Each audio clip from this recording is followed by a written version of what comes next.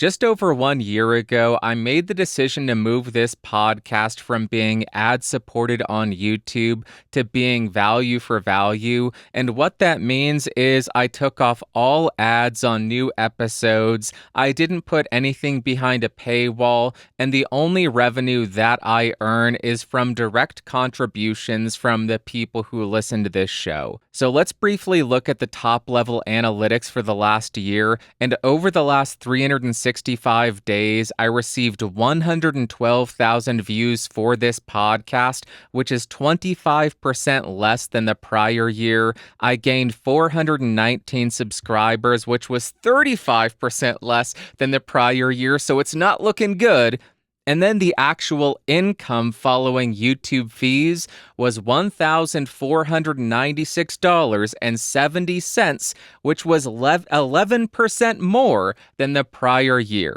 So although views and subscribers decreased by more than 25%, revenue actually increased by 11%. So we're off to a good start.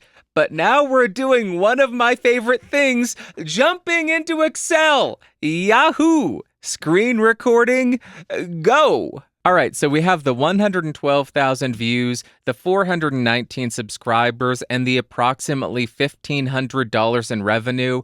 I do want to break that down a little bit. 90% of that revenue was from contributions and super thanks. The other 10% did stem from ads on prior year's episodes because I didn't remove ads on all the existing videos, only from new episodes starting about 1 year ago. And I wanted to calculate the EPM, or the earnings per 1,000 views. That came to $13.33 per 1,000 views. That is really good. Most CPMs are about $6 on the high end, $2 on the low end. So a $13 CPM, or earnings per 1,000 views, is fantastic. And if that was the end of the story where I actually took home $1,500 and I earned $13 for every 1,000 views, this would be a much happier story. But there are costs associated with running this channel, with running the podcast, with running the websites. So we need to account for that. And this is where it gets sad. First up, we have podcast hosting, because this is actually a podcast. It does have a podcast host. It has audio distributed via RSS. That comes to $240 each year, or $20 per month. Then we have the hosting for the website, which is geeksrising.com. Hosting for that is $228 per year. Starting to add up, isn't it? We're already almost at $500. Then we have SpeakPipe, which was a voicemail service that I was using. That came to $180 a year, which was $15 a month. That doesn't sound like a lot, $15 a month, but over a year, that's $180. That really adds up. Then we have 3 domains. We have geeksrising.com. That's the podcast network. That's $20 a year. We have bandrewsays.com, which is $13 a year, $12.86. And we have askbandrew.com, which is another $13 or $12.86 a year. Then we have email. I used to have a lot more emails for Geeks Rising, but it got expensive. I bought an email server. That service was discontinued. All that money down the drain. So I had to go back to paying for email monthly, and it is $7.75 a month for Bandrew at geeksrising.com. That comes to $93 every single year. As far as the graphic cost for this show, I could include Photoshop, but I also use that for the Podcastage channel, so I am omitting that.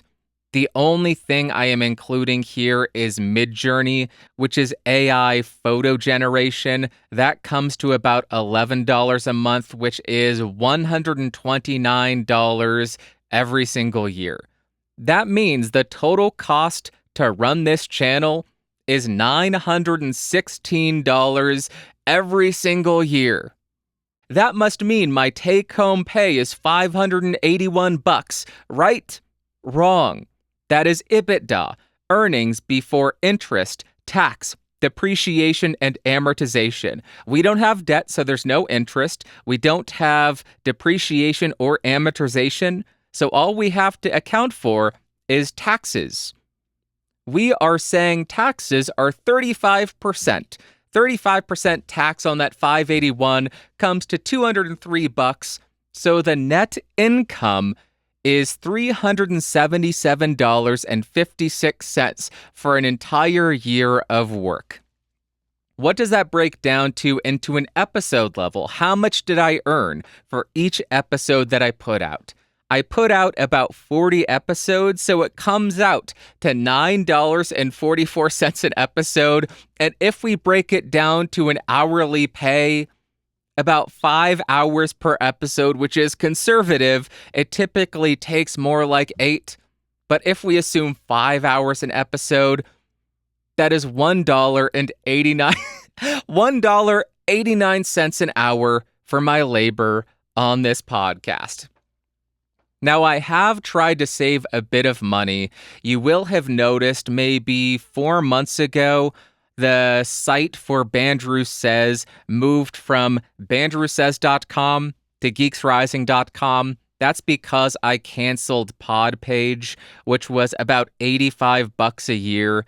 It was nicer looking, but I didn't need to be paying for that. I already have Geeks Rising. I pay for that hosting. And if people are on geeksrising.com, perhaps they'll check out the other shows on the network. And I also just recently canceled SpeakPipe, which was $180 a year. So that expense is going to disappear. And the way that I have offset that, now if you go to askbandrew.com again, it directs to Geeks Rising. And I have a submission form on that website. And there's a way to attach an audio file there. So I could have been saving that money this entire time. I just had no idea that was an option on Squarespace, which is where I host the website. So that is the answer. 1 year of work on this show, value for value. The revenue was about $1,500. Once we account for all the expenses of running this show and the podcast network, $377.56. Is that worth it? For some people, no. For me, absolutely. This is a fun side gig, fun hobby that I do. I just have fun doing that. And I am thrilled that people get value out of this show.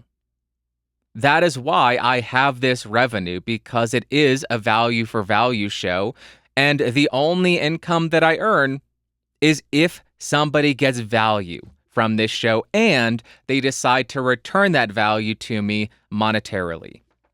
So that is 1 year of this experiment going V for V. I have loved it. I have enjoyed not forcing people to watch horrible, horrible ads. And there you go. That's a breakdown. I don't know how other V for V podcasts fare. I don't know the revenue of other podcasters who are ad-supported or Patreon-supported. I would love to hear from you if you do run a show V for V, ad-supported, or do memberships or Patreon or anything like that. It seems to me like this is a good amount of income for a show of my size. It pays the bills. I get a little bit of additional revenue or income, and I can invest that back into the show if I need to. So I am a happy camper. This is great. It has been an incredible experience, an incredible experiment.